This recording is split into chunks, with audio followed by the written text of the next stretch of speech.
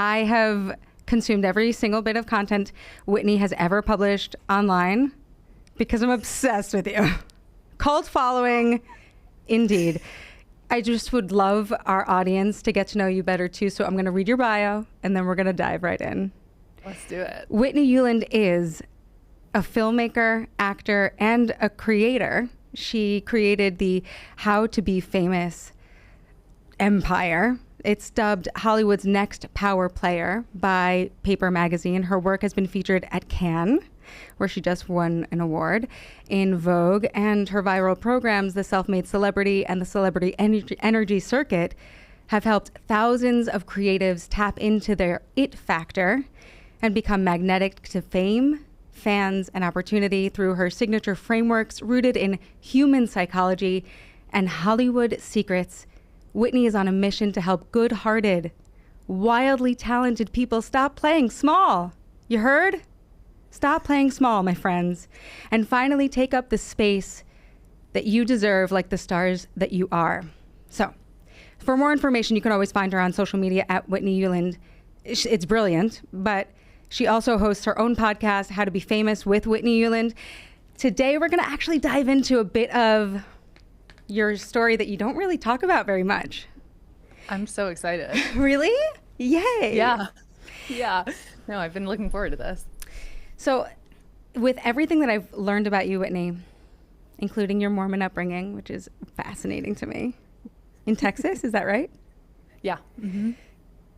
You don't really talk that much about your motherhood journey. You are the mother to one sweet young boy. Mm-hmm. And from what I gather, it's been a really beautiful experience for you. And I'm also an actor, so there's always been this sense like, my career is going to dry up. My creative energy is going to just go straight to this kid. Mm-hmm. All my opportunities are going to go away. And you've really dispelled that myth just by being you. So I wanted to touch on that and really offer this safe, sacred space for you to tell us all about it and all about yourself. Should we start from the beginning? Let's do it. Yeah. Should we go back to Texas? Oh God, we can. We sure can. Yeah, let's do it. Okay, great. Tell us, where were you born? So I actually was born in Los Angeles. And I joke that my family lived in Calabasas, which was my mom says, it was Calabasas before the Kardashian Calabasas, but I still hold secret resentment that I could have been friends with the Kardashians, but there's still time. There's still time. I actually think you would be a fantastic Kardashian coach. Thank you. Just putting that out there. Don't you think that's just meant to be? I think it is. Yeah, we should put that into the universe. There you go. Yeah, but was born in Calabasas, raised in Texas though, and in a smallish suburban town. It was I believe 30,000 people in the city, Coppell, Texas. Shout out to the Coppell Cowboys. And I was the weird theater kid, the weird Mormon kid, very tall. And I had a lot of, I guess, it's this weird. The weird thing where it was I was bullied but also had friends. Do you know what I mean? Where it was I had my theater friends but then also got relentlessly bullied for being Mormon and so theater kids save lives. They really do. I really do feel like the theater growing up for me was a lifesaver.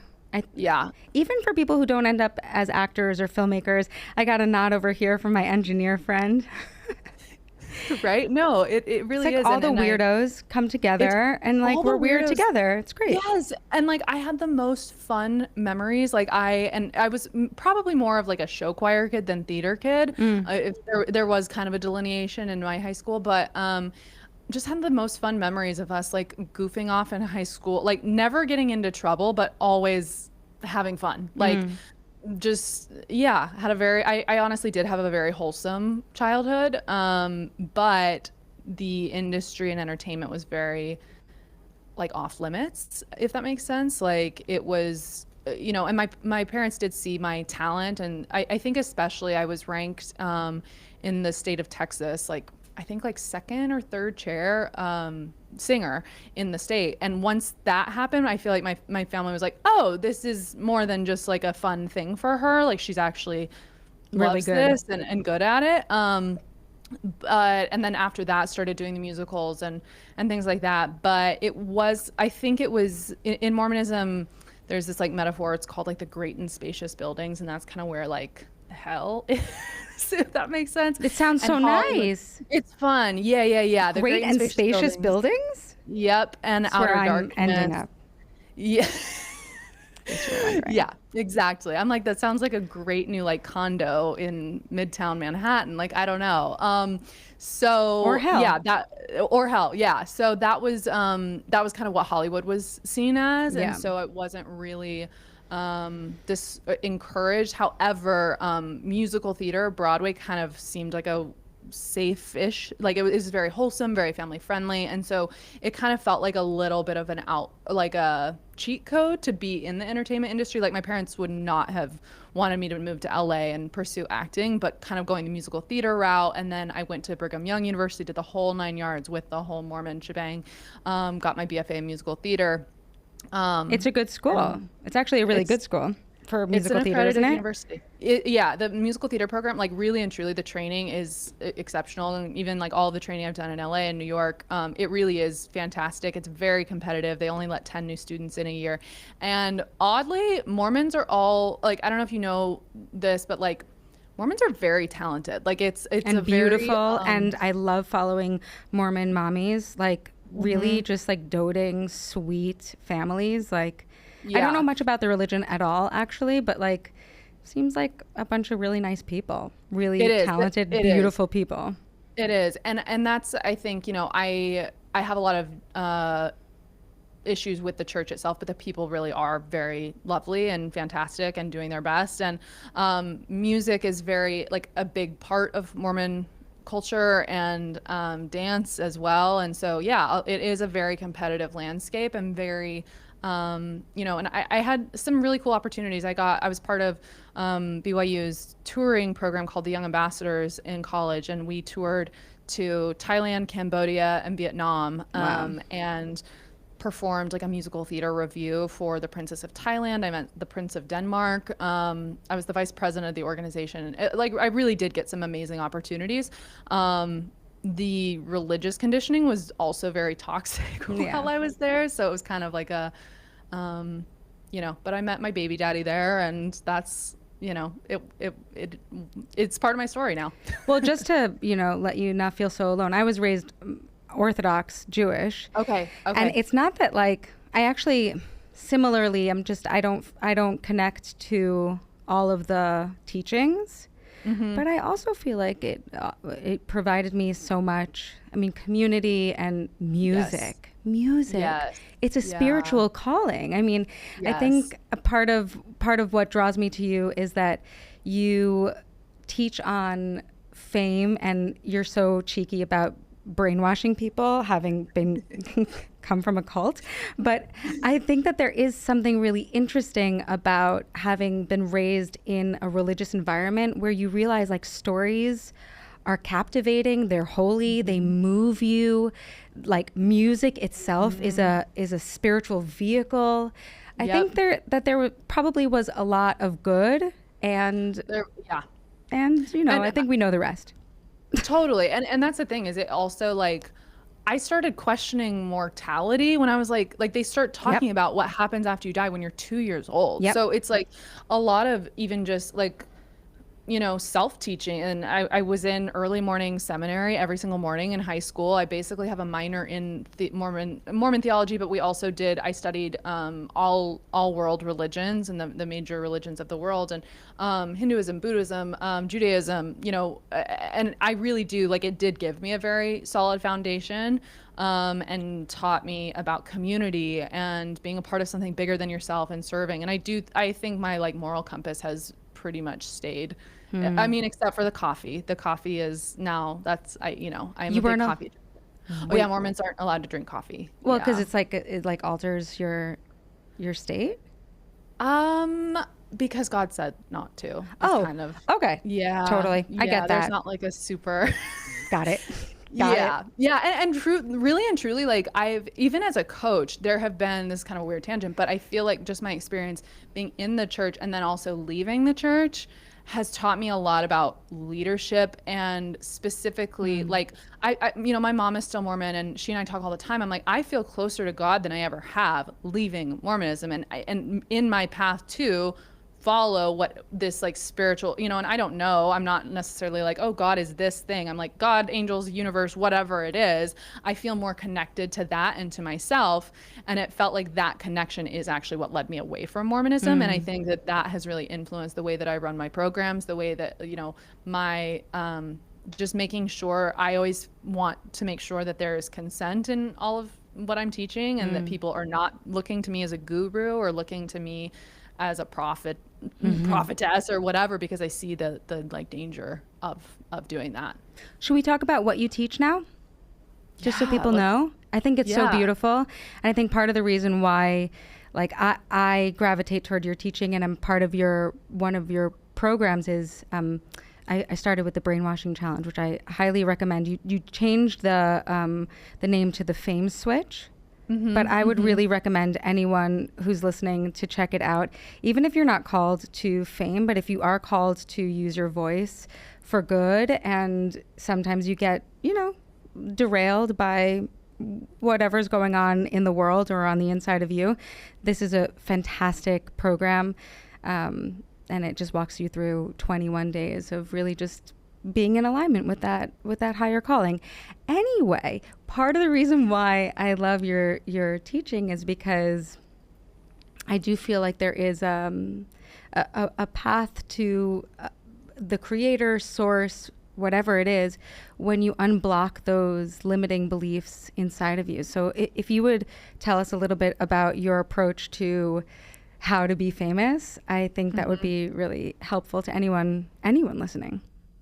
And I appreciate that question, because I think that it often, I forget that a lot of the origin is in kind of the spirituality and of that spiritual background. So I think something that I realized when I was still Mormon just was that really it felt like the separation between me and source, God, universe, whatever, was just fear. It ultimately just came down to a misalignment, and whether those fears are valid or not, the process to me for coming closer to God, angel, source, universe, which ultimately I also do believe is me, right? Like I really do believe that that's who we innately are, and we just get, I use this metaphor of like we're essentially, it's like if there's fog in front of the mountains and you can't see the mountains, that doesn't mean that they disappeared. It just means that there's fog covering it. And I really do think that what I call celebrity energy, but it's that it factor. It's that our magnetism, it's where we are the most aligned and where we are the most ourselves.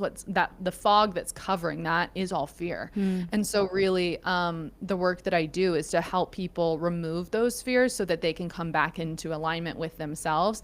And when you're in alignment with yourself, that's when you're the most magnetic. That's when you have the it factor. And for the people that come into my orbit, I believe they're on this earth because they're meant to perform, they're meant to excel, they're meant to shine, they're meant to share, they're meant to change, to create. And the only way that they can do that is when they get more and more aligned with themselves. And so I really think that's just at the heart of all of it is, I joke that it's a little bit of a bait and switch where it's like, I'm going to teach you how to be famous. And I am.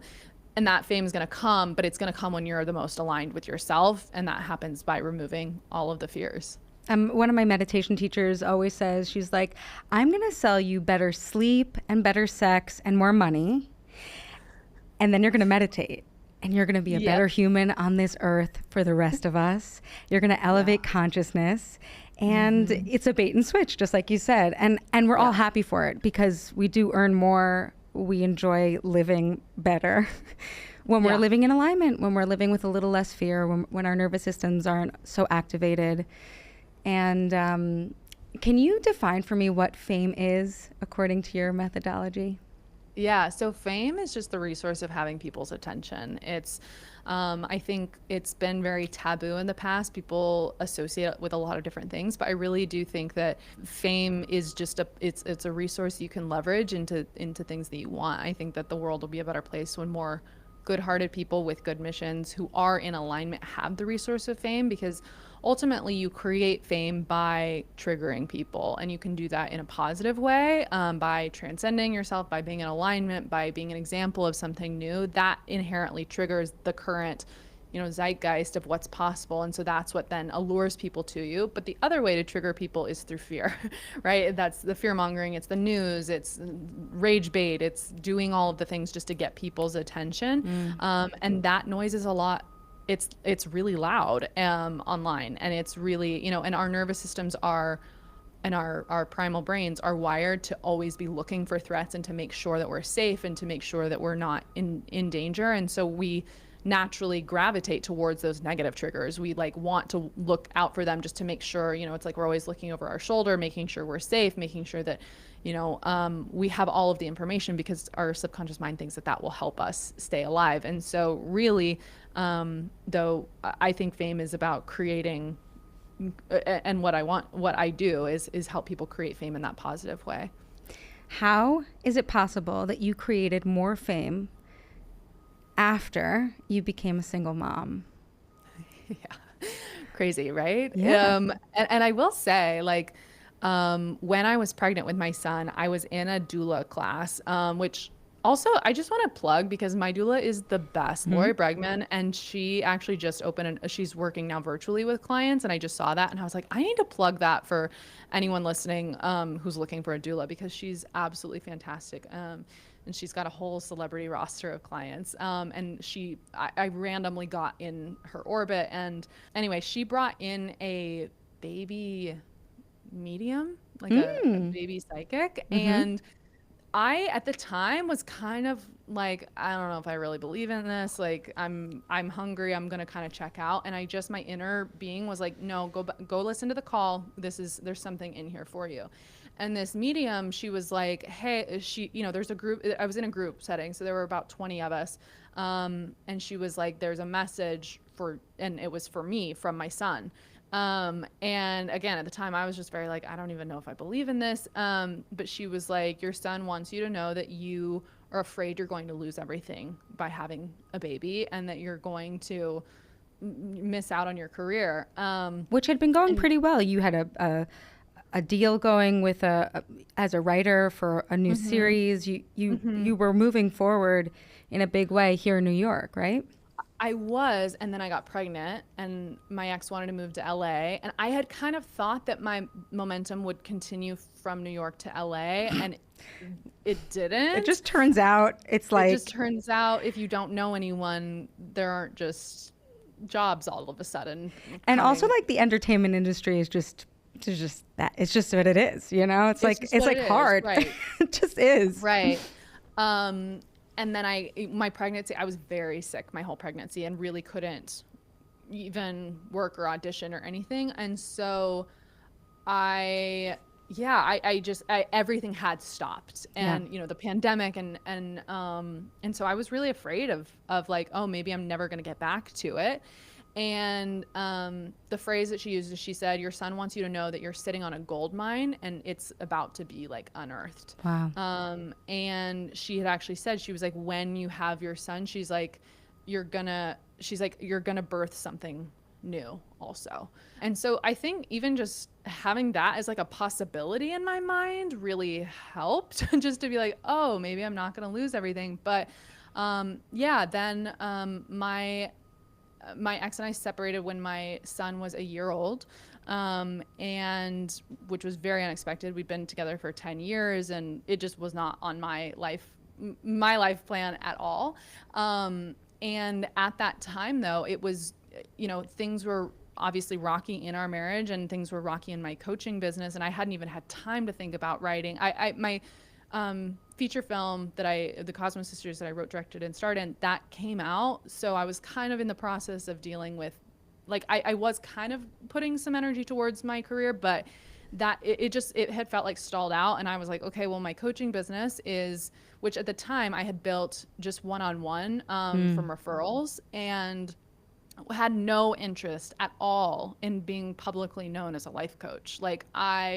That was the most embarrassing thing to me. I was like, no, I'm going to be famous for being an actor and for being a writer. And But my business was floundering.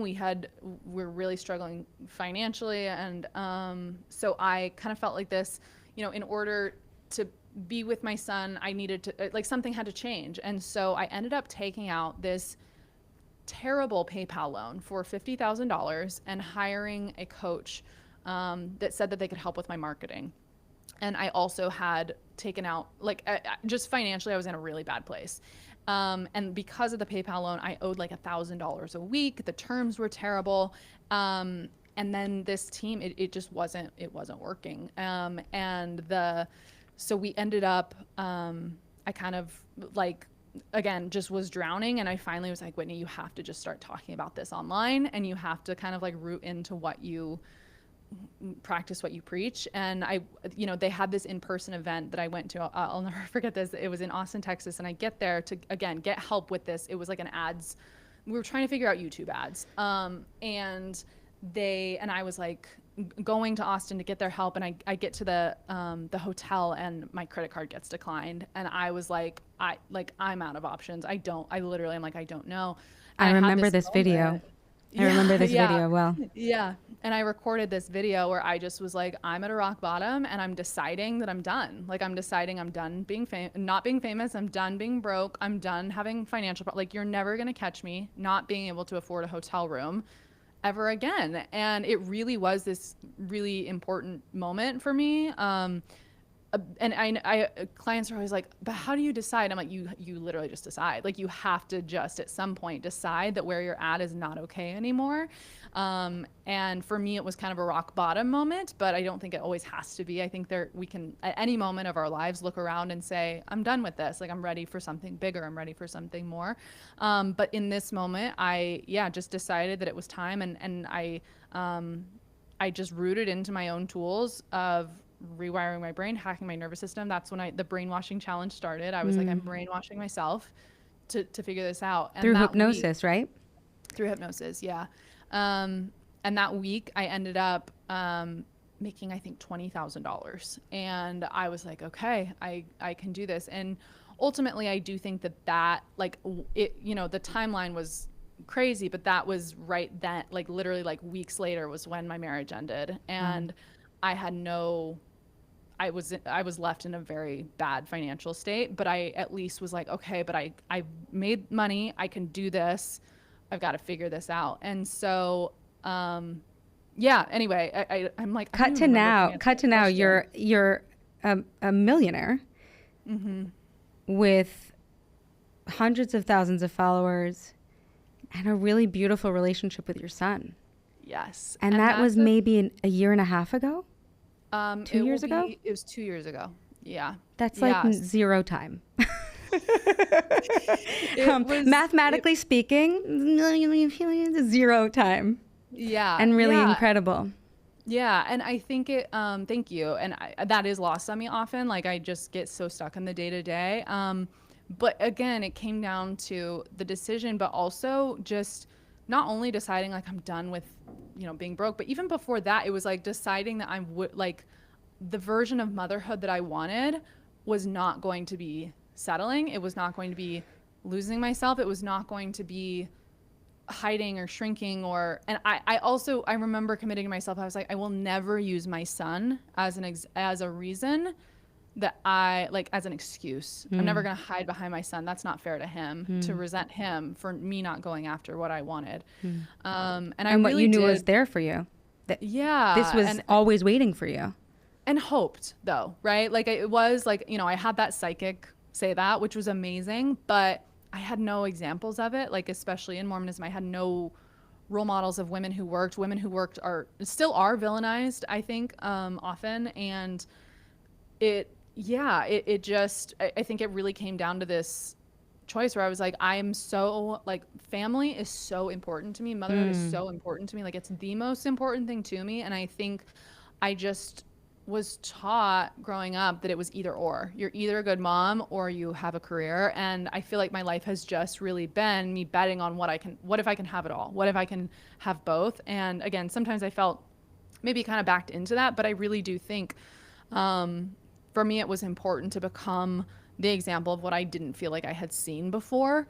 And even in the entertainment industry, there are these like limiting thoughts that I have from a totally different background, that I know that every single actor friend that I have really considers, when are we going to be parents if we want to be parents, because all of our opportunities will dry up. That's the zeitgeist. That's what people believe. And one of the things that I noticed on Mother's Day this year was that you posted that your friends look to you as someone who doesn't make motherhood look scary, that actually it looks enjoyable. And you are breaking that sort of hypnosis that we're all under, that we have to choose one or the other, or that we won't be sexy if we are mothers, or that fame is some sort of icky thing. I think you really dispel all of those beliefs in the way that you parent. Thank you. Yeah. And it, it's interesting because I'm not approaching my career in the same way that I was in the past, meaning the auditioning and the network. My career looks completely different now than it did before I had my son. But I know that my presence, my play, my writing, my acting, all of it is so much better because of my, I don't know what your experience is. To me, having a son is, I'm like, this just pushes you into presence. It just pushes you into play. And it also demands that you get into play and into presence even when you feel like you're drowning. And I'm like, that's the skill of an artist, is Mother Taylor Swift said it, and do it with a broken heart, right? But really and truly, it's if you want to be, I think before having a kid, it was oh, I have these talents, I have these skills, but I didn't really have the resilience to do it no matter what was happening. And I think motherhood is what has given me the resilience to be I'm showing up no matter what, because there's no other option, right? I'm not going to just let my son, who knows whatever. Someone's got to dress him. Someone's got to dress him. Someone's got to change and wipe his ass, right? It's it's going to be me. And I think that though, then mixed with the constant, all kids want is just to play. They just and that's how they connect. That's how they attach to us as parents, is through play. And that's what our job is as an artist. My mastermind right now, it's so funny. I told them at the very first, I was like, this is actually theater camp. And the job is to get you all to playing. The job is to get you back to a place where you feel like you can play under pressure. And one of my clients just, she quit showing up to the calls, and she's like, sorry, I've just been having so much fun in my life. I'm just playing so much. And I was like, perfect. I was like, that's exactly what's supposed to happen. It reminds me of The Artist's Way, Have you ever? Have you ever done the Artist's Way? I've never completed it. Julia Cameron. No, I've never completed it either. I don't know. I only know one person who ever has, and God bless her. But I still do the morning pages and the artist dates, and it's important. Hey, I asked Whitney AI about you. Yes. So you have this really cool new project. I mean, is it only available to people in your community? It's basically AI, an AI version of Whitney who can coach you. And so I was like, I'm actually having Whitney on my podcast. So what do you think about... Do you want to hear what Whitney AI wants to ask you about?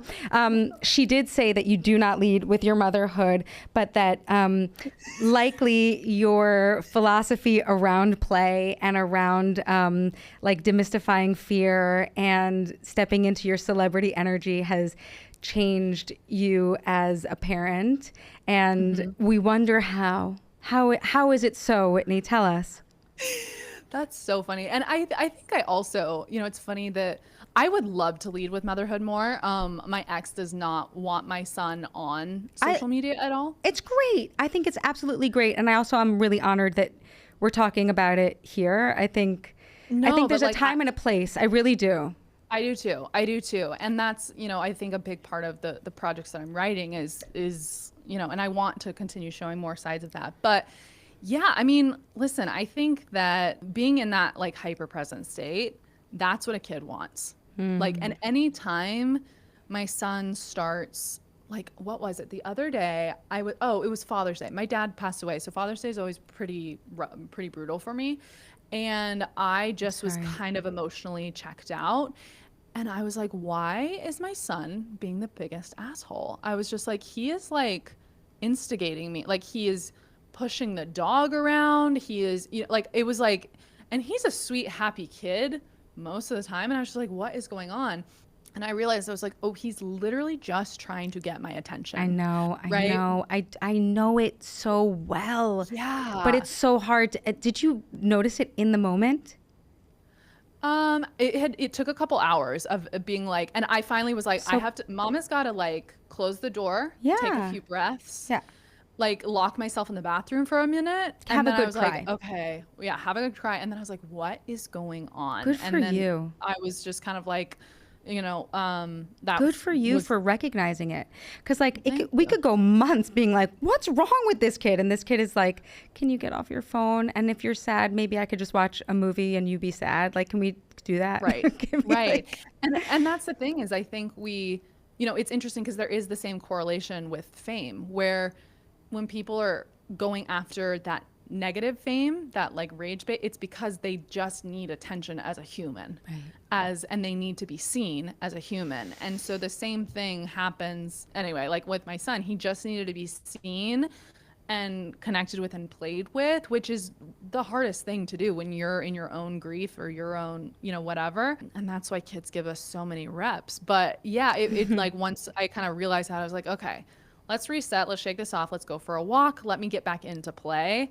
And that's the exact same thing. Anytime I'm blocked in my business, anytime I'm blocked with views or with follower count or whatever, it's some version of I'm not being present. I'm not showing up. I'm doing the quote, and that's the thing, like even with parenthood, you can be doing the quote unquote right things, right? You can be like cutting your child's sandwich into a star and like feeding them organic whatever, but if you're not present, they don't connect with you. That's not what a kid actually needs. And I think being a single mom has also really kind of forced me to be like, what actually does matter with a what does speak to them, what does matter or what doesn't. And it really is just and kind of letting go of anything that doesn't matter, and it really is just that presence. Like that's all it is. And so I think that my capacity to be in that state, to hold more visibility, to hold more, to support more people, is that muscle is constantly being grown through motherhood. And I think that the same is true of any creative career, that it's just strengthening, giving you heavier weights so that you can actually like go out and do more. I totally agree. And to go back to your dad, I did listen to your 3-part podcast series on essentially your life story, and he seemed like such a great guy. Yeah. I'm so sorry for your loss. Thank you. Should we go back to Whitney AI? Let's go back to Whitney AI. Okay. Absolutely. If I gave you a mic on the Oscars stage for 60 seconds, no rules, no sponsors, what message are you brainwashing America with? Oh God, 100%. You programmed this. This is I like feel like there's this little like version of me that's like existing in the world and talking about me behind my back now, and I'm like, is this did I create a monster? No, she really loves you, and so do I. Keep going. Okay, and 60 seconds starting now.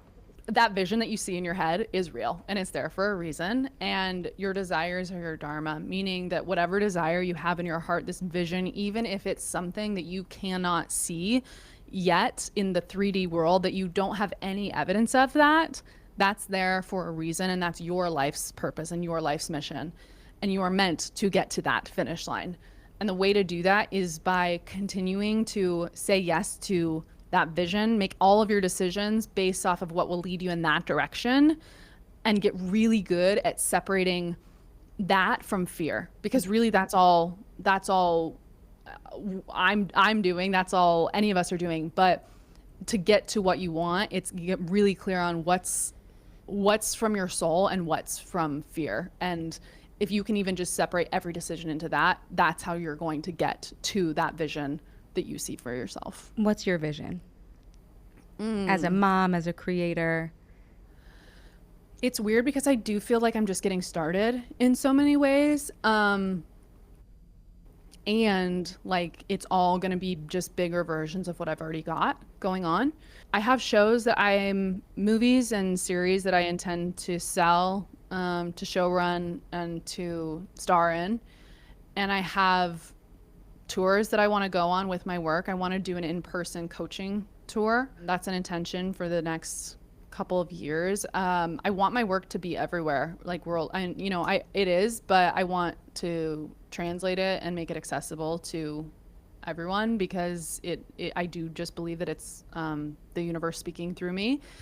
I want to have a really fun, fun parenthood experience. Like I love being a mom. I love my time off, and my motherhood life is just as full and vibrant as my career is. And I just want that to continue too, and just, support my kid and love the hell out of him, and just have fun together. I'm like, if we're not having fun, then what's the point? Yeah, literally. There's like no reason to have kids if you're not going to enjoy them. Like, don't. Yeah. Yeah, don't. Yeah. We have enough people on planet Earth. Like we're they all need, good. Someone asked me the other day, like, what would be your biggest advice for parents? And probably look at your children with delight, because that really impacts on their soul and on their psyche for the rest of eternity. Just the idea that, like, I remember the way my grandfather looked at me, like, wow, you're here. And beautiful. Forever I walk around thinking, wow, I'm here. You're welcome. Yeah. And I think that's such a beautiful, I think it can be easy as a parent to just worry, what if this or what if this bad thing happens? And I think even the same thing of, looking for the love and the expansion instead of the fear, and really seeing your kid. I think that was the biggest gift that my dad gave me, was that I think he saw unlimited potential in me. And that was such a gift that I know a lot of people don't have from a parent. And that's something that I just really want to give my son as well. Can we go back to your birthing experience? Because I think you yes. may have dropped some crumbs for me as a detective, as a Whitney Yulin detective, that it was a really impactful experience. Yes. Did you do hypnobirthing? I did. Okay. Because hypnosis is a huge part of your work, not just in brainwashing America, which I hope you brainwash us for good. The world. Oh, great. Yeah. The world. You should update your AI. I don't know why she's telling America. Yeah, why is she? What is she doing? What is she limiting you for? Mars. Okay, honestly, I think she negs me sometimes just to mess with me. Oh, good. Like, you know what? I do think that's good, because sometimes ChatGPT can really just like kiss your ass for no good reason, and you're everything's great. Literally, no. Tell me, like, and she'll just be like, yeah, you're 6-figure business, and I'm like, ma'am, that's not, ma'am. It's 7. Like, it's 7. Thank you. But yeah, so that's good. Yeah. So my birth. Oh my God, I love birth. That is actually a life mission of mine. Is I want to create a birthing platform of some kind, and motherhood platform of some kind. Well, you and me, we'll get together. We'll do it. But we'll talk about your origin of why now. Yeah. So moved from New York to LA. Still had New York insurance, and so there was only 1 or 2 hospitals, and only one that was close to me that took my insurance for having a birth. And so I was very limited in the options. And my first time around the block, didn't know exactly what to expect, whatever. Actually, though, was very impacted by an early episode of the Kardashians. You guys, are we feeling a vibe, a Kardashian vibe? They were canceled. I mean, a million times they've been canceled, although they have a great capacity to hold people's attention. They really do not care. No, they but just don't I care. bet there's 1 or 2 like high frequency of them, of the Kardashian family, who could like really use a Whitney Yulin coach in their back pocket. So I'm just saying it out loud again. I think that would be Yes, no, great. thank you. Yeah. I think, yeah, I would love to coach them. But they did an episode about, even just as a thank you, because they did an episode about water birth. Oh, And yeah. I watched it when I was 16 or 17, and I was just always like, that's fascinating. And that stuck with me. So I had always wanted to have a home water birth, but I was kind of too afraid to do that for my first go around. And I was like, maybe if I have a second kid, we'll do it then. But my birth doctor, whatever. Midwife? OB? No, OB. Yes, thank you. That's what I'm here for. She just wasn't the fit. And ultimately, it was a week before my due date. I went into pre-labor.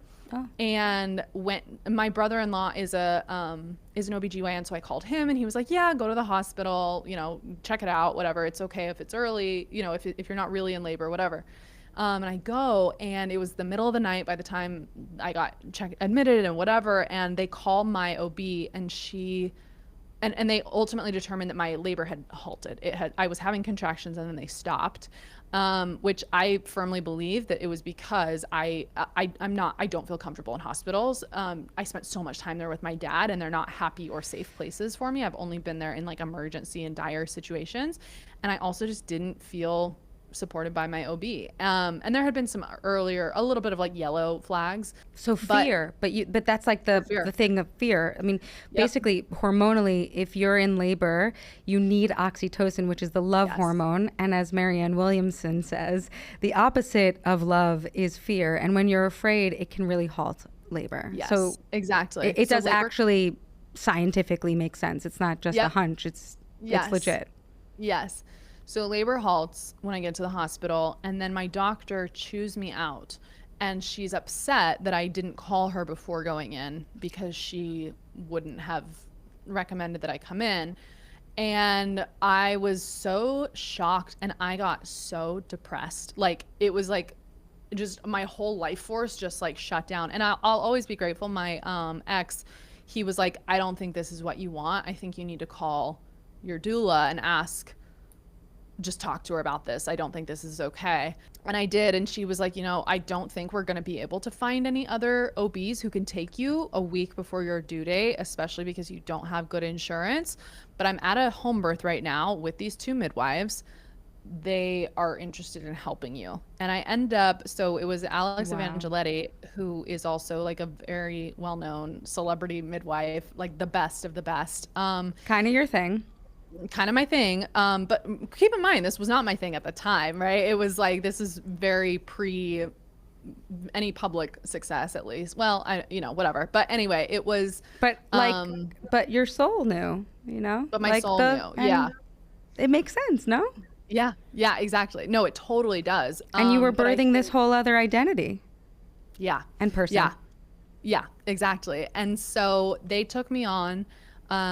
We've spent the next week prepping my house for a home birth all of a sudden. And and ended up going into labor, and it was at home, and I had a 38 hour labor, I believe. And it was just, I mean, I'm preaching to the choir here, but it was an ayahuasca journey essentially of this birth of just, I knew how hard physically it was going to be, especially choosing to do it unmedicated, but I didn't realize that it's actually just a mental game. Like, it's just every fear you have, every trauma you've experienced, and it's just this game of, can you sit through it, and can you meditate through it, can you breathe through it? And again, Lori Bregman was my birth doula, and that woman just held space for me, and just, and my ex was not able to be at much of the birth, and it really was this team of women who just showed up and held space for me and held me. And it was every fear. What if I can't have a career? What if I don't love this kid? What if I regret this? What if I'm a disappointment to him? What if I don't know how to take care of him? What if I don't love him? And it just was this meditation of transcendence, just breathing through the pain. And it was so clear that every time labor would halt, it was because I was resisting a fear. And I was not and I was shrinking to it and not seeing, you know, and to be clear, like I also didn't have any physical complications. So I know that, you know, that's a different conversation, but I appreciate it that. was, That's an important note. Thanks.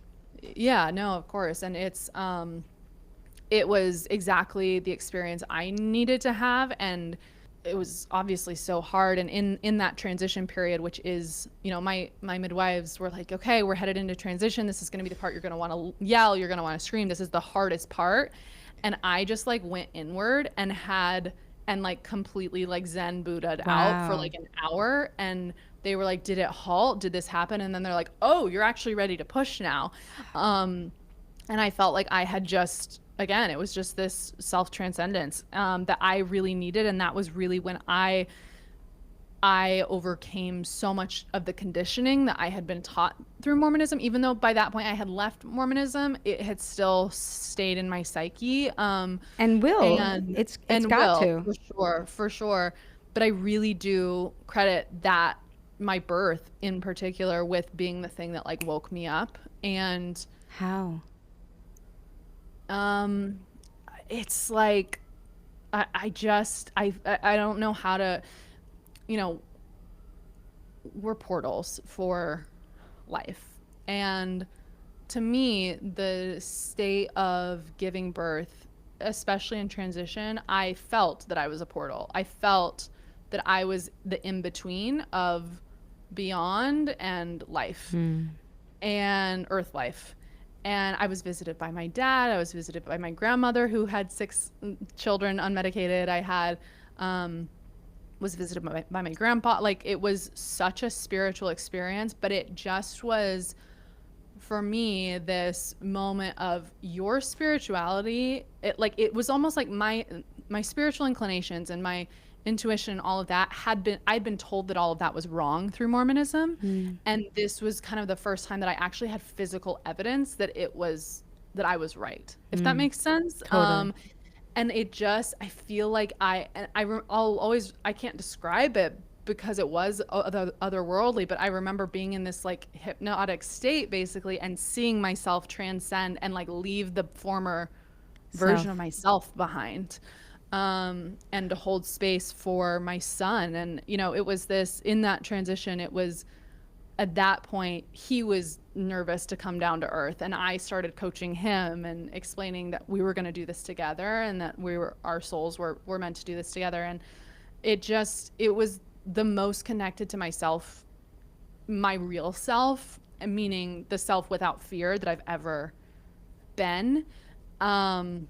And just to see how clearly that then induced labor, right? Like, it was just like clockwork. Like, oh, we're overcoming this fear. The like labor progresses. We're doing that, like labor progresses kind of thing. And it was incredible. And it was one of these things, these women held so much space for me, and I did it by myself. And I think that also just felt so empowering. And, I just felt so strong after, and so capable, and so tuned in, and so connected to my child, and knew everything just felt so instinctual from that point on. With him, and also with your work, because I see so many parallels between the way you coach others and the way you were held and the way you coached yourself. Like, even though like you were in that liminal space outside of language, you have found a way to draw a bridge from what you experience somatically to applying it to the creative process. Yeah. And because I think they're the same, you know, and I think that it was such a gift that my midwives and doulas, they weren't taking credit for my birth. They were like, no, you have the power to do this. And just that belief that they were able to hold for me, that was everything I needed. And that's, I think, the same that I do as a coach, is really just holding belief for other people that they are powerful, that they are strong, that they have everything that they need. That's really all that there is to coaching at the end of the day. And to parenting. Like, we hold high standards, and we also we're here to, you know, to catch you if you fall. But like learning how to walk, it is hard, and you can do it.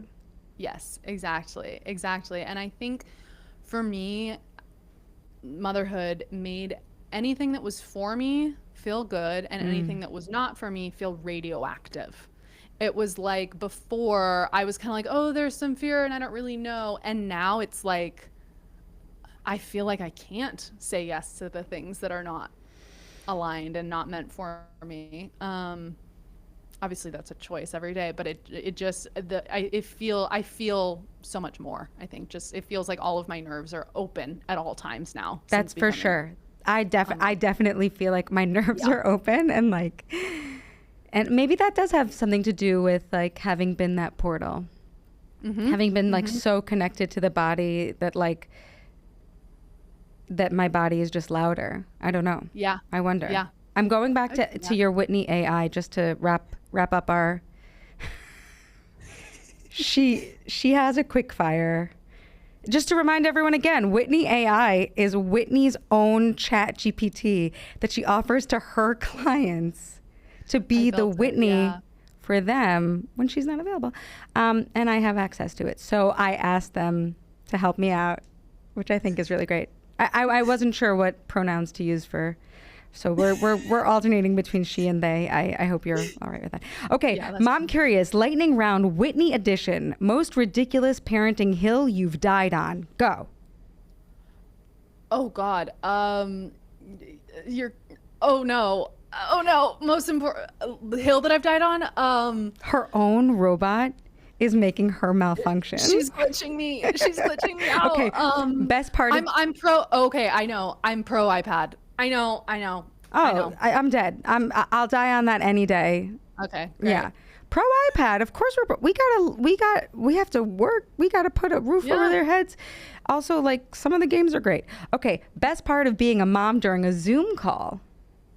Oh, that you never know what's going to happen. Like sometimes there's shit on the floor. Like we don't know. Worst part of being a mom during a Zoom call. The shit on the floor. Okay. Snack you said was just for baby, but secretly hoarded. Now, I do wonder if Whitney AI and you have had this conversation before. I'm not sure. I generally eat like a child. So pretty much every kid food, like hamburger or like corn dogs, mac and cheese, cookies, like I'm getting quote unquote for my son. But he actually has a more refined palate than I do thanks to his dad. Oh, but, well, great dad. Thanks. I eat like a child. So yeah. One parenting win that still makes you feel like Beyonce. My son heard me drop something in the other room and he goes, "Mom, are you okay?" And then he ran in and gave me a hug. Love him. He seems great. One thing your child has taught you about your brand. Okay, Whitney AI. Okay, Whitney AI. All right. To let it be a little messier and a little grittier.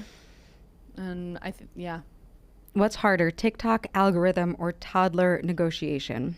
Toddler negotiation. Yeah. Word or phrase you never expected to say 400 times a day? Don't poop in the bathtub. The poop. He's a great kid, but the poop. Bedtime. We're getting past that. But, it's he's taken a while. 3. It's okay. He's within his rights. Bedtime routine or hostage negotiation? I love bedtime. Oh. Yeah. But it is a negotiation. But like I love it. And he knows that I love it. And he knows he's a good negotiator. Like honestly, that's my Beyonce moment. Like I'm like, that kid's going to be good at sales one day. I'm so happy for him. If your child wrote your next sales page, what would it say?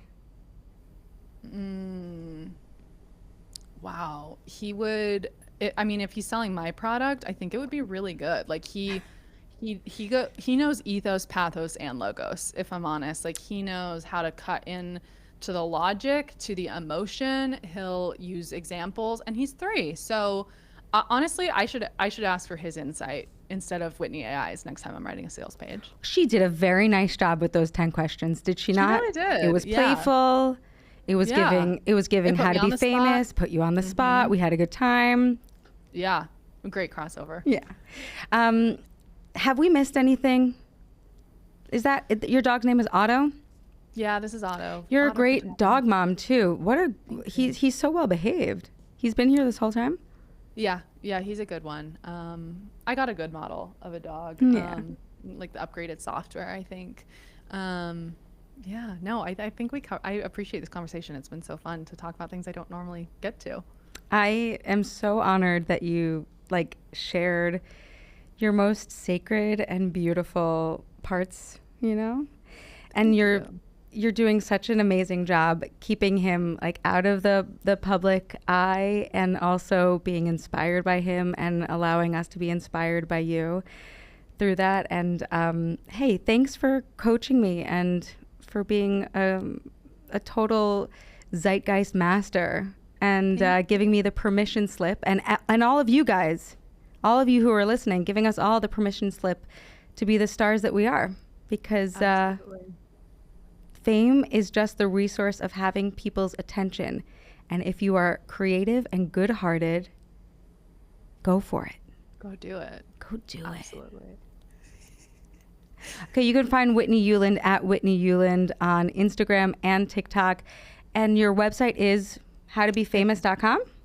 .org. Yeah. Dot couldn't get org. .com. She's A magician has it. Yeah. a magician has it?